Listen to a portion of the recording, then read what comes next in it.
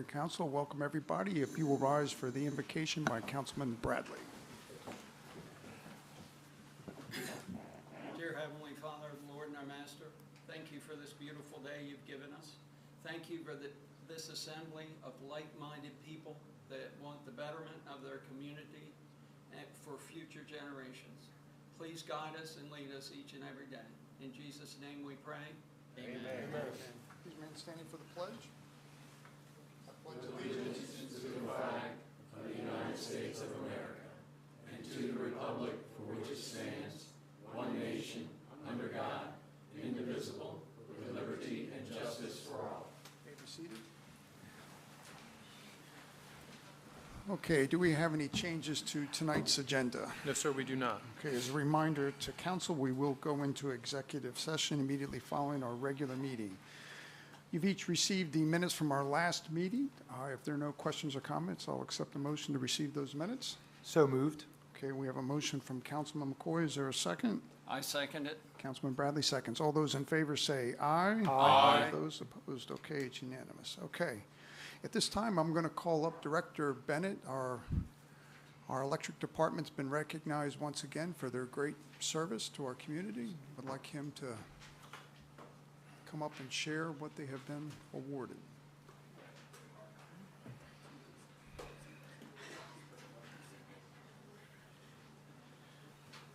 Good evening, Mayor and Council, City Manager. Good evening. I have Greg Brook with me tonight, Operations Coordinator. But we're being honored tonight with 2 awards from the American Public Power Association. The first one, the RP3 award. Across the country, there were 91 of these handed out this year. 4 of them did come to Delaware, so we have good utilities in Delaware. It recognizes members that achieve excellence in reliability, safety, training, and system improvements. It's done over a 3-year average. And it means a lot to the guys to see that. We have them hanging up down the wall, the hallway in the office. But it looks at many things that the improvements have done, unplanned outages and how often they happen, how long they last when they do happen, and the average interruption rate for each customer. Right now, we're at about 4,400 customers on our system. And they look at future planned improvements in the coming 3 to 5 years. So there's a lot that goes into it. And our guys are very proud. Like I say, we hang them on the hallway every year. We put the newest one up by the front door and move the rest of them down one. But we couldn't do this also without the backing of Mayor and Council, that when I come up here and ask for money to do something, as long as I can justify it, you say yes. And that's what makes the system reliable. The employees working, how they get out, how they get the power back on, and the money to improve the system and make it as reliable as possible. So I do take a lot of pride in that award and thank Mayor and Council and the City Manager for their backing, for the training of the employees and the money to make improvements. In addition to that, RP3 was a gold award. In addition to that, we got the Diamond Award in safety this year from APPA. That award is given out every year. We're in Group B. That's utilities that have between 15,000 and 29,999 hours in a year, work hours in a year. 2023, the city of Seaford, we had 19,132 and a quarter hours that we worked with no injuries or lost time on the job. So that has a lot to do with their training, the safety meetings that they have, and Mr. Brook keeping his eye on them. It's not one person, but everybody on the ground watches everybody up in the air. So everybody has each other's back. So that makes us among the best in the nation in keeping the lights on and doing it safely throughout the year. So I'm proud to receive both of these awards from the American Public Power Association. So. Well, let me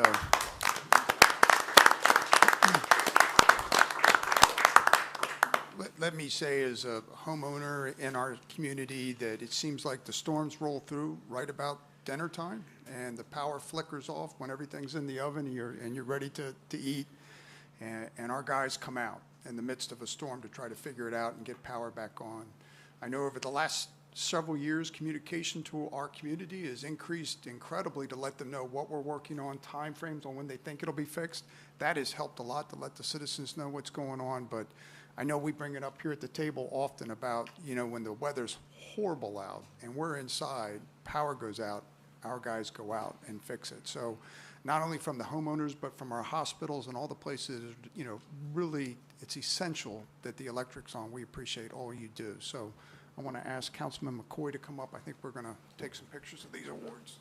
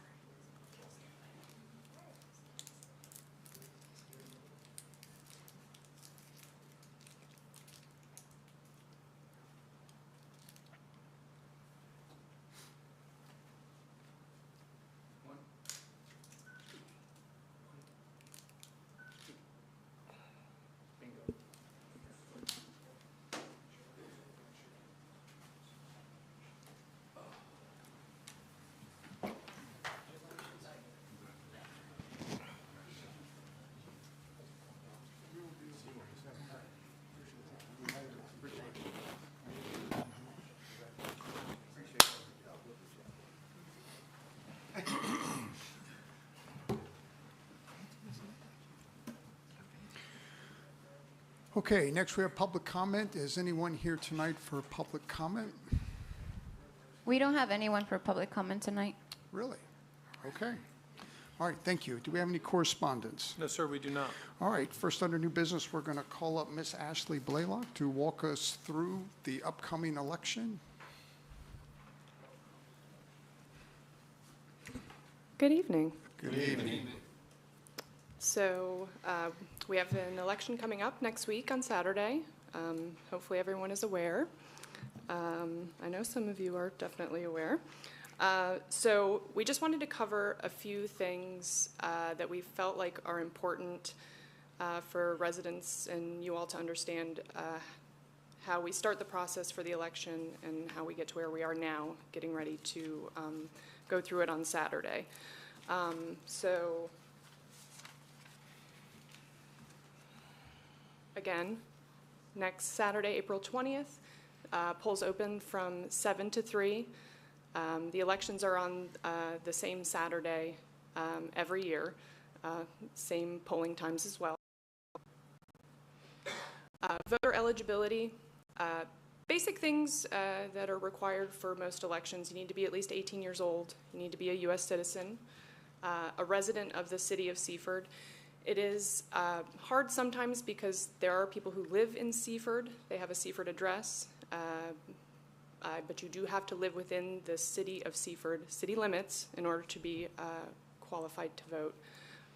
Or you can be a non-resident property owner as well. One thing with non-resident property owners, they do need to have owned the property for a period of 6 months preceding the date of the annual election, which can sound confusing, but basically it means from the date of the last election, you need to have owned that property for a period of 6 months in order to be eligible. So that date would have been October 20th of 2023. We have 2 ways to register to vote. You can register as just a resident. So again, you need to live within city of Seaford limits. And in order to register, you just have to be registered through the state of Delaware. So for anyone who's not familiar with it, if you have gone to the DMV and you have changed your driver's license or done anything, they will ask you if you'd like to register to vote. If you say yes and you register to vote, you can vote in the city of Seaford elections, as well as all the other state and federal. So that's just for individual residents. It was 2021, we are able to use that system now that the state has. So they give us their registered voters list. We have to sort through it and find our voters So it has made it nice, and it's opened up the pool of voters for us as well. So the second way is if you are a non-resident property owner, you can sign what we've dubbed the book. It stays here at City Hall, and if you are eligible, you can come and sign that book as a non-resident property owner to be eligible to vote. One thing, your property, whether it be a residential home or just a plot of land within city limits, it does need to be in your name as an individual person. So you cannot have that property listed under an LLC, a corporation, a trust. It has to be in your name as an individual person, not an entity.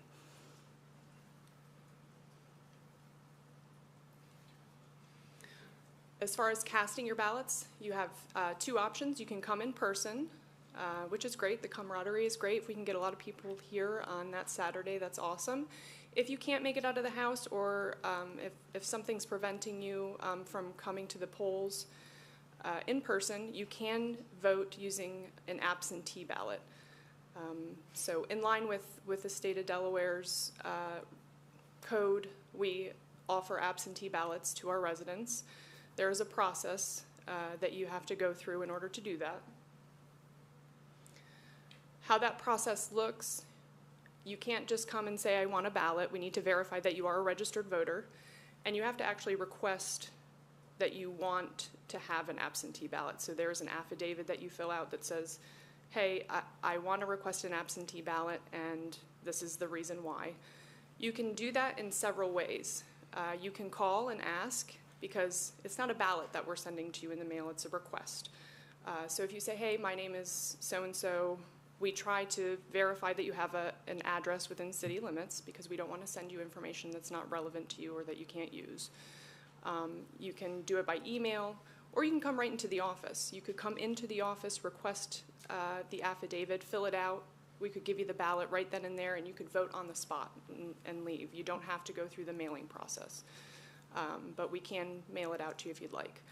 Once that form is submitted and we receive it, we process it and verify that everything's accurate. You do have to include a reason why you're unable to come to the polls in person. Once we verify that information, we will get you your ballot. So we'll mail it to you, or again, you could do it right here in person. Once the ballot comes to you, everything is postage paid. The city handles the postage. You'll have a return envelope that you can put your ballot back in and send it back to us in the mail or hand deliver it. As far as deadlines go, there are deadlines to submit these forms. We don't want people requesting the information, or requesting to get a ballot, and they haven't gone through that process. We can't accept ballots up until the close of the polls on election day, but we just ask that the requests be submitted at the latest by noon the following day, the day before the election, so that Friday.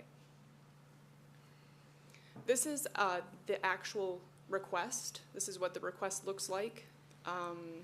So you do need to complete this before we can get you your ballot. Again, I just want to say that you do have to check one of those boxes. During the pandemic, you did not have to have a reason for wanting to vote absentee. That is no longer part of that process. You have to check one of those boxes. There's, I think, 7 or 8 different options that you have, and but you do have to mark one of those. You can't just say, I don't feel like coming in, or, but there's some pretty valid reasons up there, so. What to bring with you on election day. It's a common misconception. Your driver's license or a state-issued ID is not the only thing that you need to verify that you are eligible to vote. So you can bring, of course, your driver's license or ID card. If you have a ID card for military service, you can bring that as well. Or if you have a photo ID that's issued to you through your employer, your utility bill, a paycheck advice, which is basically just a pay stub that has all of the information stating that you are a resident within City of Seaford limits, because we are going to check that with our voter rolls and make sure that you're on that list. And then again, at the bottom, it says, any other documentation that a person can reasonably and commonly accept as proof of identity. If you don't know, if you're unsure, don't wait until the day of the election. Just ask people to call us ahead of time and say, hey, this is what I've got, will that work? We want you to vote, so we'll try to make it work for you. Is that it? I guess it is. All right, so, and just a reminder, I know some of you are out there trying to really encourage people to come out and vote, but just we can have as many registered voters as we want on that list, but if they don't show up on election day, it doesn't mean a whole lot. So just really, if everyone can encourage people to come out and vote on that day, again, April 20th, next Saturday, from 7 until 3 o'clock. Thank anybody you, have any Ms. questions? Blaylock. Any questions? Councilman McCoy? That's a quick comment. Appreciate you putting this together. I think it's highly informative. I think it's very important for people to know the options for them. So appreciate you and the city leadership putting this presentation together. Oh, thank you very much. Any other questions? Thank you so much. And always, if you have questions, please call City Hall. They'll help out any way they can to make sure you're all set to vote Saturday, April 20th. Okay. Next, we're going to call up Director Bennett once again. Popular guy tonight.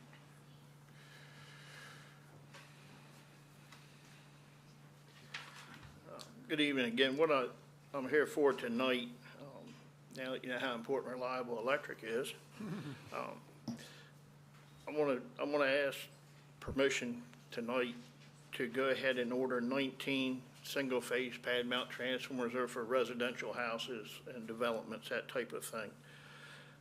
Why I'm asking now is 8 of them are 25 kVA, 11 of them are 50 kVA.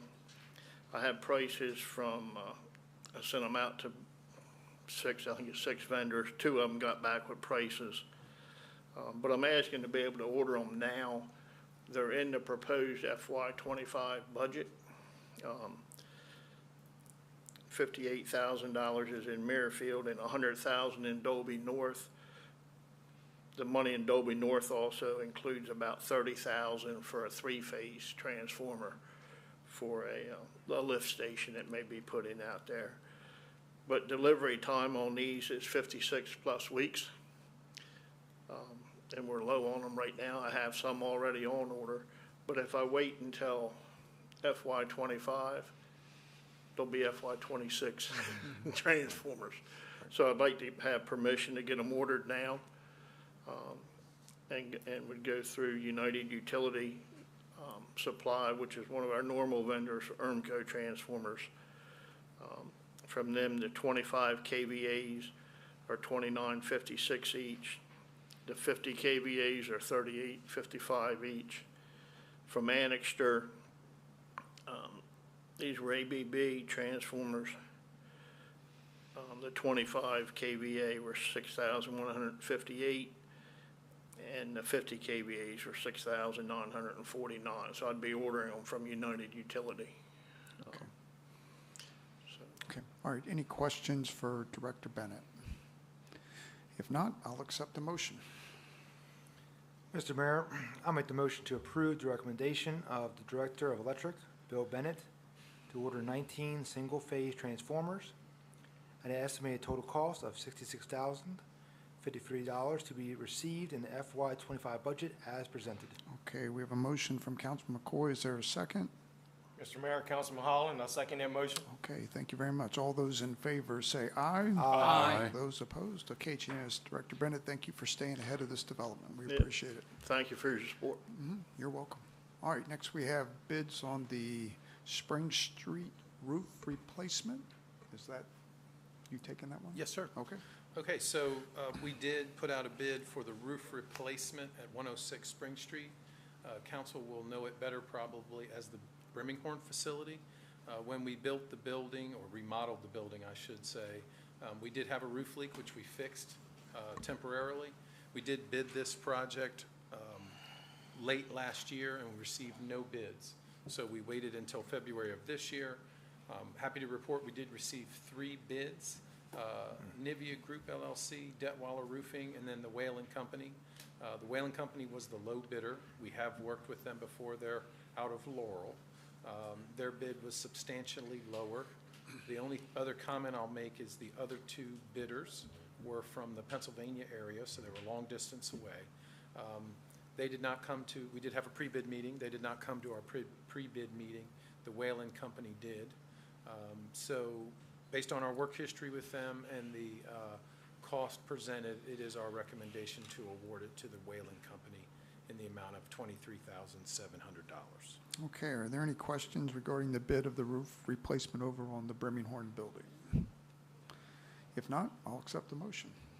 Mr. Mayor, Councilman Holland, I make the motion to award the bid for the roof replacement at 106 Spring Street to low bidder, the Whalen Company LLC, in the amount of $23,700 as presented. Okay, we have a motion. Is there a second? I'll second the motion. Okay, second from Councilman Coy. All those in favor say aye. Aye. Those opposed? Okay, it's unanimous. All right, next we have the bids on the HVAC maintenance services. Burley's going to do that Director for us. Mears coming up. Mr. Mears, yeah. Sorry. Good evening, Mayor and Council. Good Good evening. evening. City Manager. So, yeah, we had, this is for our annual HVAC maintenance. We went out to bid. We've received 2 bids. As you can see, one from McTier and one from National. National is our current provider. McTier is a new bidder, came in substantially lower, so we're recommending that McTier be awarded the bid. The bid is significantly different. Significantly. Any thoughts on that? Why it's that much? No. I mean, I want to say that McTier is capable of doing the job. Okay. Okay. All right, any questions from Councilman Holland? Have you used them before, Burl? McTier, I have not, no. No? Not that I know of, no. But National, we have used them Right. for a long, long time. And I think just through the years, the price has creeped. So Okay. we're resetting, I think. Okay. Any other questions from council? If not, I'll accept the motion. All right, Mr. Mayor, Councilman King, I'll make a motion to award the bid for HVAC maintenance service to McTier's Heating and Cooling LLC in the amount of $9,360 as presented. Okay, we have a motion. Is there a second? I'll second the motion. Councilman Coy seconds. All those in favor say aye. Aye. Those opposed? Okay, it's unanimous. And then finally, we have the changes to the fee and rate schedule for the downstream sewer assessment fees. So all of you should be aware of a downstream sewer assessment that we impose on development, that the wastewater flows through a lift station. So this is more for informational, it's more for informational purposes because we actually have to make a code change to, I'm proposing 3 things. I'm proposing a cost increase, which technically doesn't have to be a code change, but there's 2 other additions to our downstream assessments that I'd like to add in there that do require a code change. So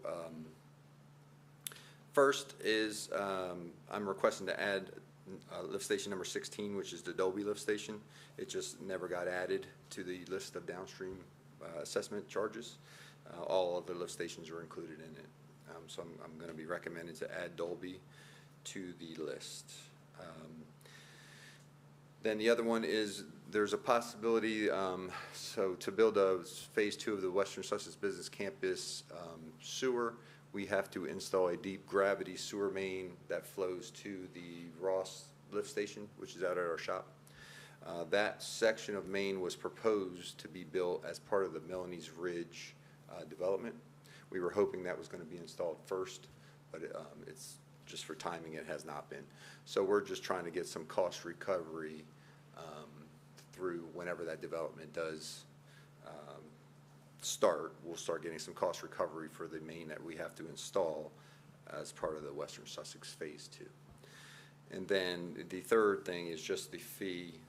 I'm just proposing that we go from 400 to 500 for each lift station, which then would raise it from 500, 1,000, 1,500. So basically, if it flows through 1 lift station, it would be 500. 2 lift stations, it's 1,000. 3 lift stations, it's 15. It's a mechanism to try to recoup some cost recovery for some maintenance and operation of the lift stations. So. Okay, are there any questions for Director Mears regarding this? Councilman Henderson. Thank you, Mr. Mayor.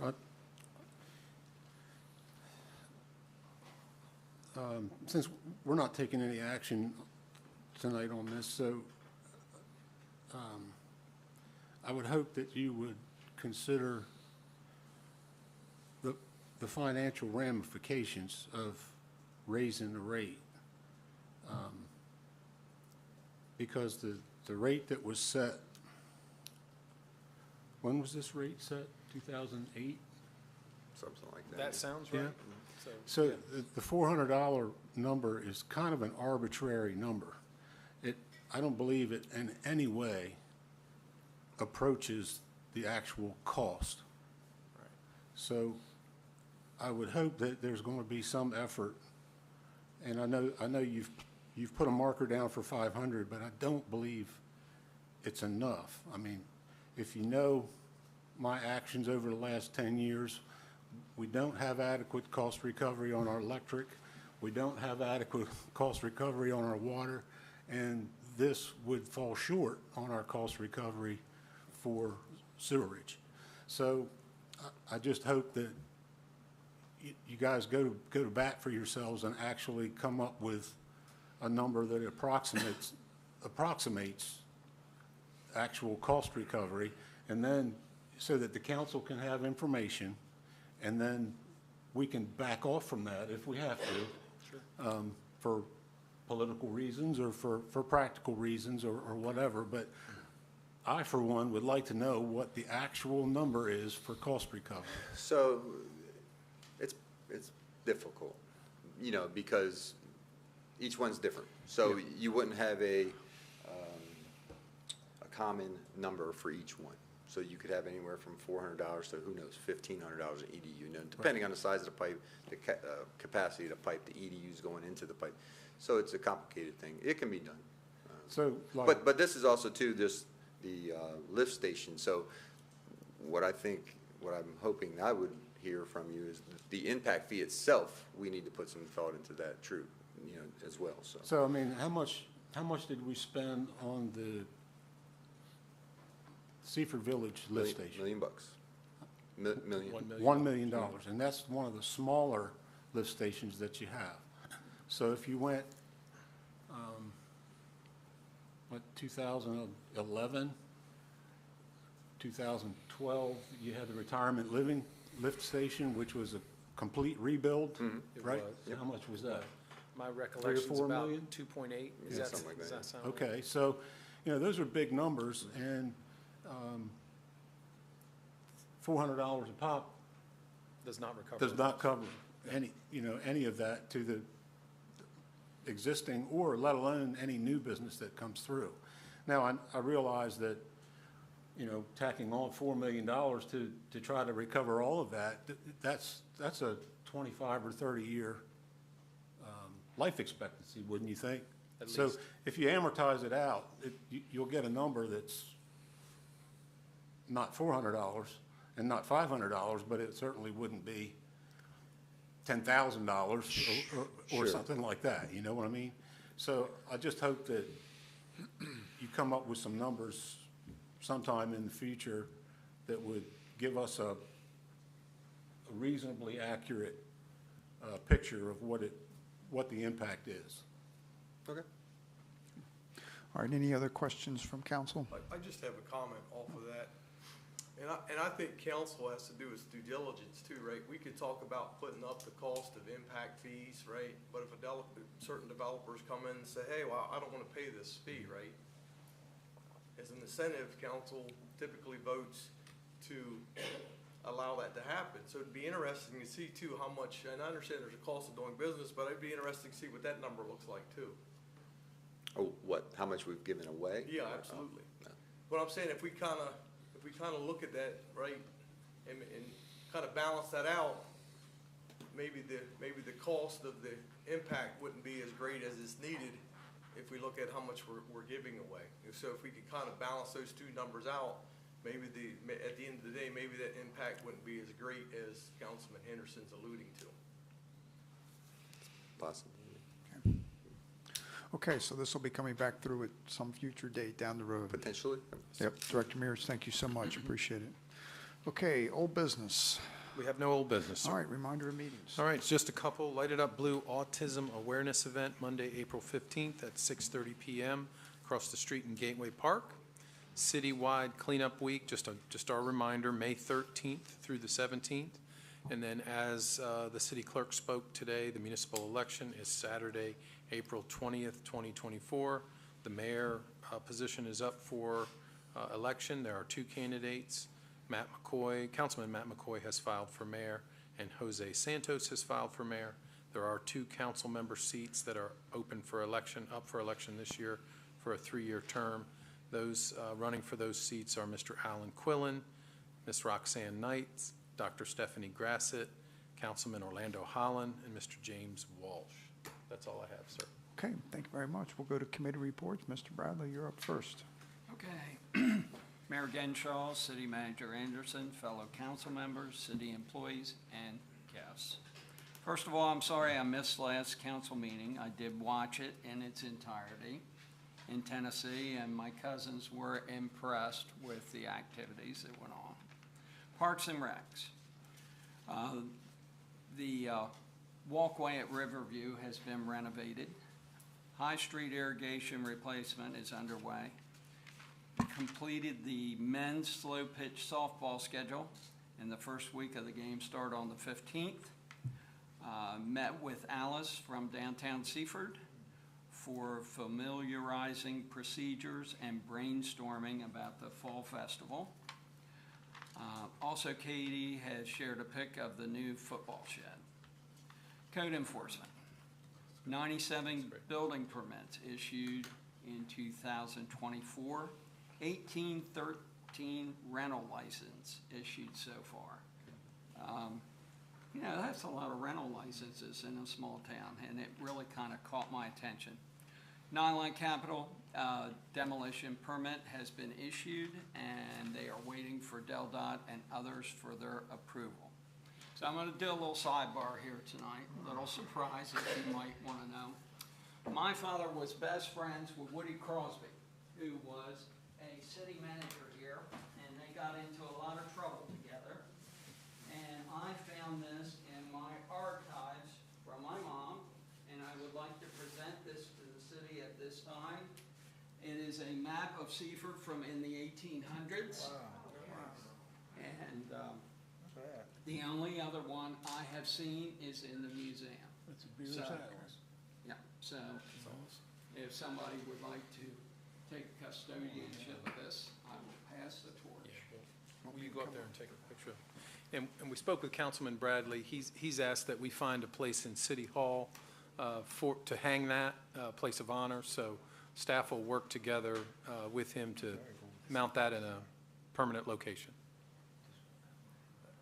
Mike was born with that.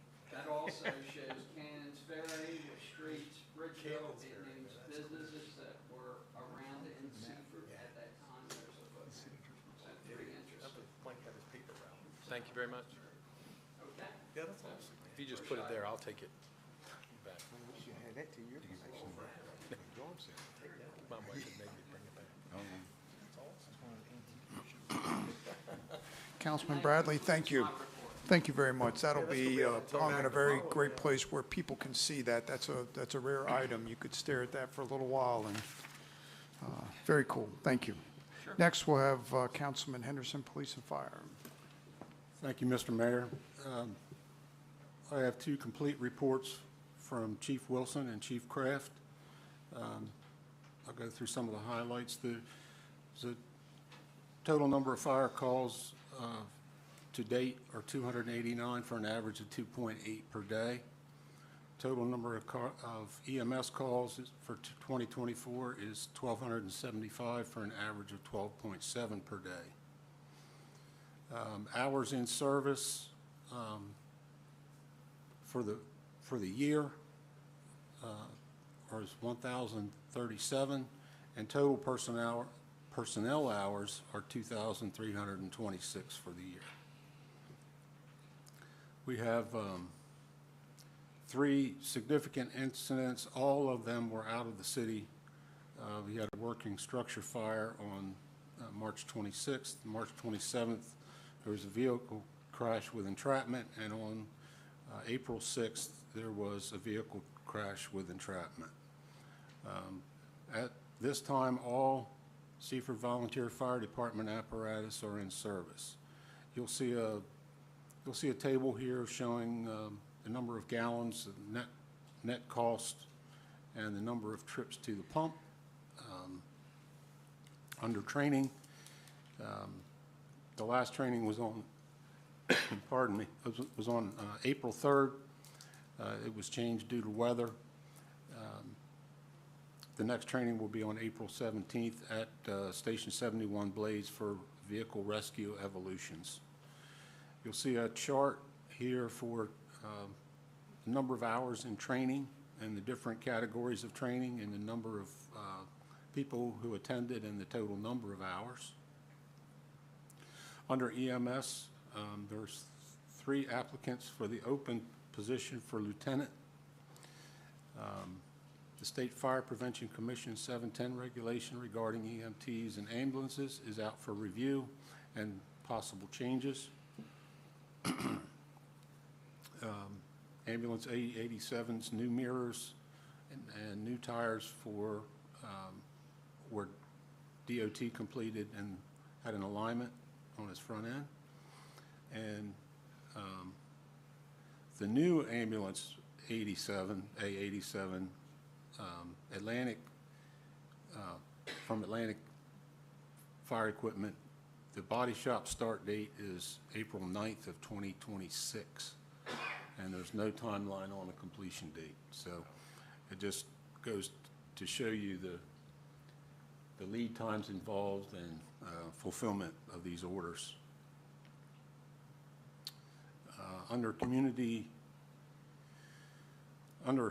events, I want to congratulate or commiserate with Chief Wilson for being elected to the second vice president's position for the Delaware State Fire Chiefs Association, and his term starts in September after the state conference.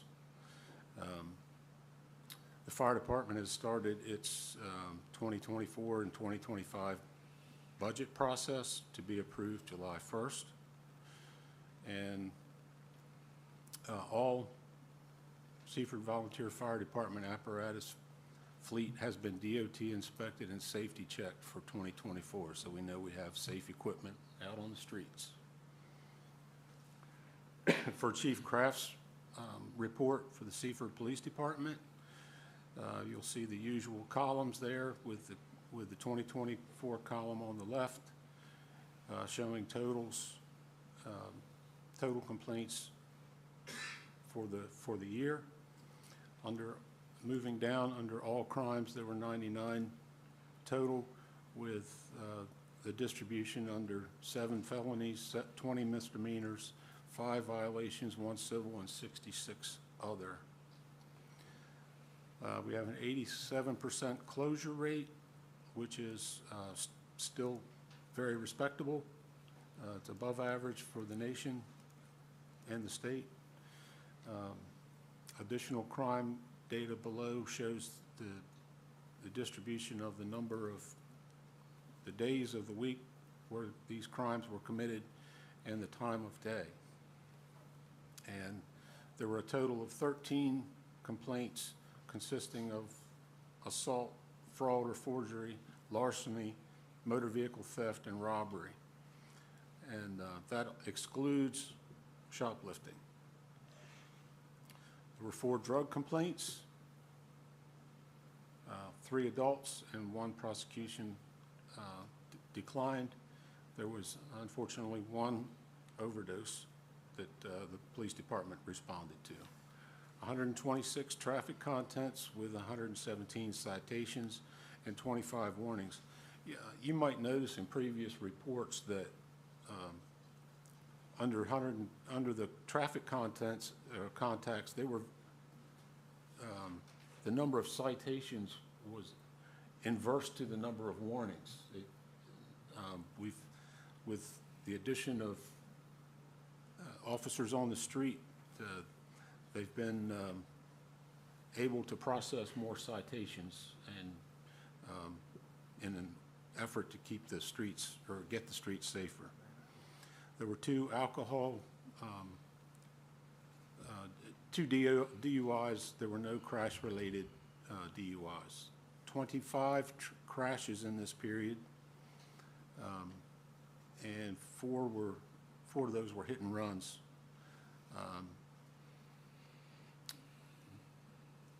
Two on private property and two on public streets.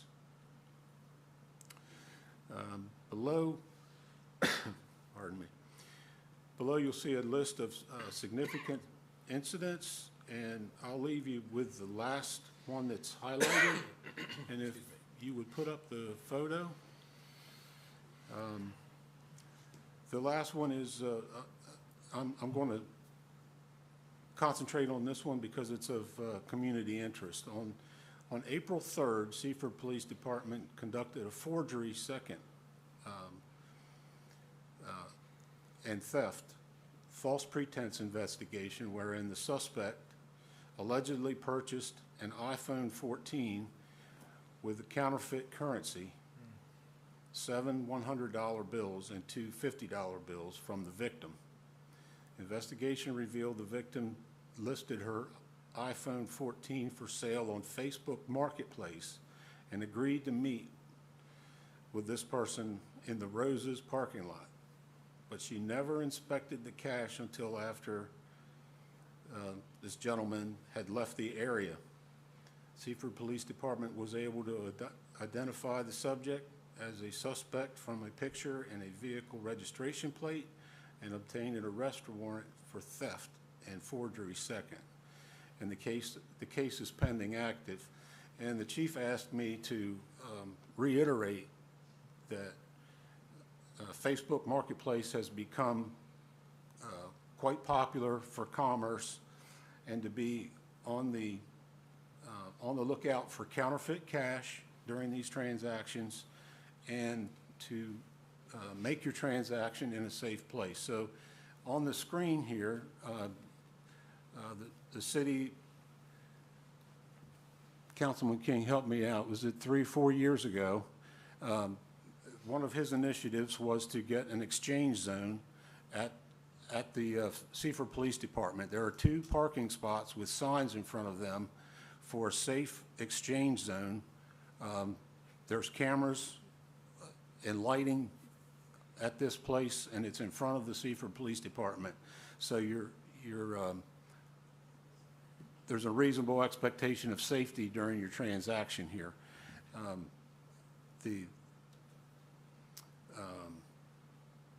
There was another instance where there was another instance of a strong arm robbery, which occurred during another exchange, which is not listed here. That happened after this report was made. So someone could have gotten hurt, from a strong arm robbery. So this one is dated April 3rd, so sometime after April 7th or so, this other incident occurred. So I want to stress to the public that the exchange zone is there at the police department for your use, and be careful of the currency that you exchange, because this was an $800 loss for this victim. However, we're fortunate that the suspect was detained. So that's a good place to end it. There's a few other things here, but I'll leave it to you to review. Thank you. All right, thank you very much. Next, Administration IT, Councilman Holland. Thank you, Mr. Mayor.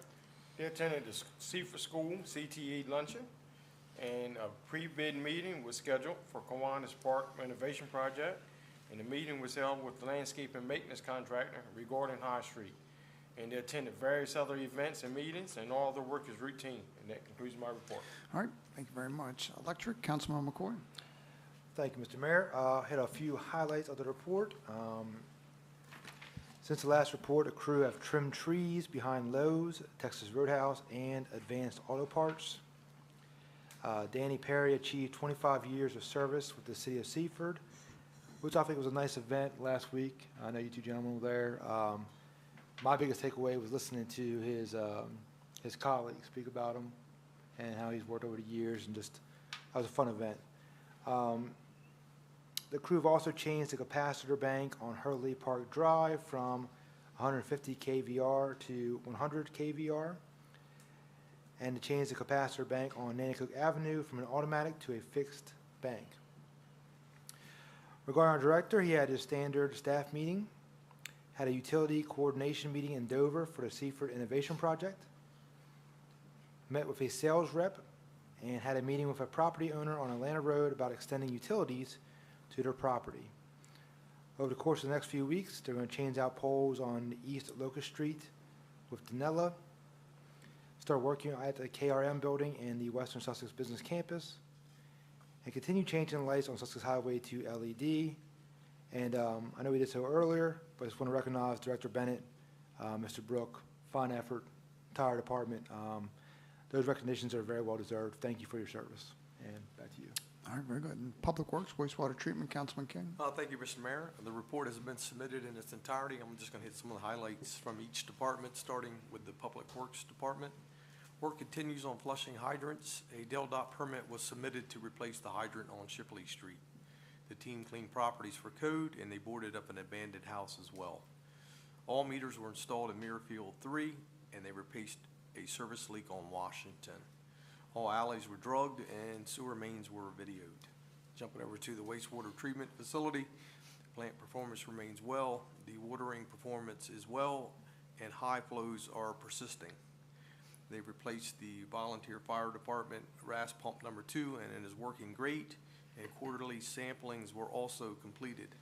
Some of the upcoming projects over the next 2 weeks, they're going to continue to install fire hydrants, one being on 3rd Street, weed spraying, hydrant flushing will continue, keep the plant up and running with 0 violations, and perform maintenance as needed. And with that, Mr. Mayor, that concludes my report.